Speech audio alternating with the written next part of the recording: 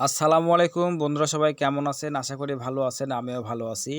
লুঙ্গি পরে একটা জালি হাতে নিয়ে একটা ক্যারেট নিয়ে চলেছি আম ভাঙার উদ্দেশ্যে। আমগুলো অনেক আগে ভাঙার দরকার ছিল, আমগুলো পেকে নষ্ট হয়ে যাচ্ছে। তো ভাবলাম কিছু আম পেড়ে পাড়া হোক।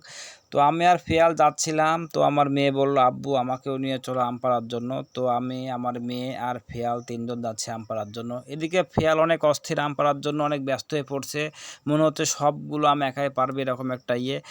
বাগানের এক কোণে একটা মাচাল করা ছিল, মাচালে বসে থেকে এরা হচ্ছে আমগুলো পাহারা দেয়, এখানেই থাকে। যতদিন আম থাকবে ততদিন এরা থাকবে, এখানে এদের সব ব্যবস্থা করা আছে।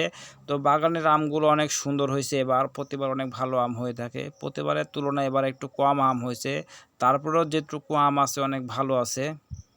আমরা এক ধার থেকে আম পাড়া শুরু করলাম। এখন আমগুলো আস্তে আস্তে পাড়তে হবে আর কি।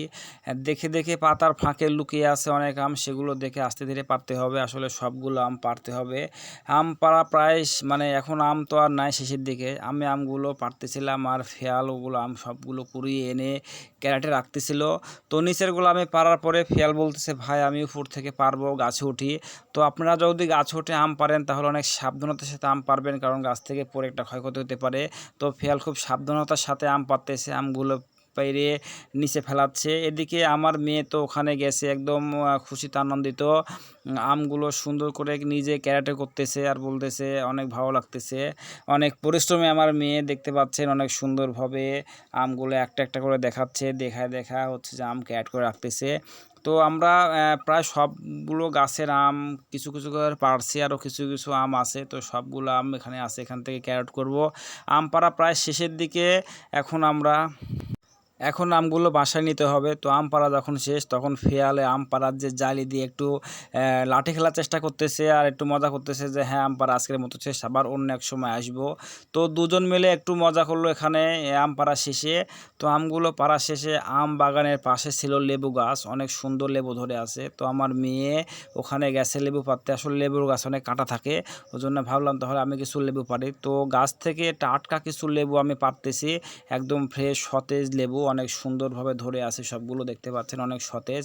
লেবু গাছের পাশে ছিল একটা বড় কলার গাছ, কলার গাছে অনেক বড় কলার কাঁদ ধরছিল। আসলে এখনও কাটার সময় হয়নি, এখনও পাকবে না, এখনও জালি আছে, এর জন্য আর কি কাটলাম না। কলা গাছের এখানে আবার ছিল বড় একটা পটলের জমি, তো পটলের জমিতে সুন্দর টাটকা টাটকা পটল ধরে আছে। তো ওখানে যখন গিয়েছি তো ভাবলাম কিছু বাসার জন্য পটল উঠানো হোক। তো কিছু সুন্দর ফ্রেশ সতেজ দেখে পটল উঠিয়ে আমগুলো নিয়ে বাসায় চলে আসলাম। বাসায় এসে এখন আমগুলো ক্যারেট থেকে নামালাম, নামানোর পরে পাকা আমগুলো বাছাই করে সাইডে রাখতেছি আর কাঁচাগুলো সাইড করে সুন্দরভাবে সাজাচ্ছি। আসলে আমগুলো অল্প কিছুদিনের মধ্যে পেকে যাবে। তো পাকা আম আলাদা, কাঁচা আম আলাদা, এগুলো আলাদা করলাম। আলাদা করার শেষে পাকা আমগুলো সুন্দর একটা আলাদা করে রাখার পর এগুলো কাটা হলো। পাকা আম, আসলে গাছ পাকা আম অনেক টেস্টি হয়ে থাকে। আপনারা যারা এরকম বাগান থেকে টাটকা আম, গাছ পাকা আম পেড়ে খেয়েছেন বা পারেন বা খান বা জানেন, তারা জানেন অনেক সুন্দর ফ্রেশ হয়ে থাকে আমগুলো। তো একেবারে নিখুঁত সুন্দর পরিষ্কার পরিচ্ছন্ন আম, অনেক মানে একদম ভেজাল মুক্ত আম। তো আমগুলো কাটা শেষ করে এখন আমরা বাসার সবাই মিলে একসাথে বসে খাবো। তো আমগুলো কাটা প্রায় শেষ, এখন খাওয়ার পালা। তো ফ্রেশ হয়ে এসে খেতে বসছি আমগুলো। তো আমগুলো খেতে আসলে অনেক সুস্বাদু, অনেক মিষ্টি, গাছ পাকা আম বলে কথা। আসলে ঘরে রাখা আম বা আড়ত থেকে কিনা আম যেগুলো টেস্ট পাওয়া যাবে, গাছ থেকে টাটকা খেলে এটা সবচেয়ে বেশি টেস্ট পাওয়া যাবে। তো আমগুলো অনেক মিষ্টি।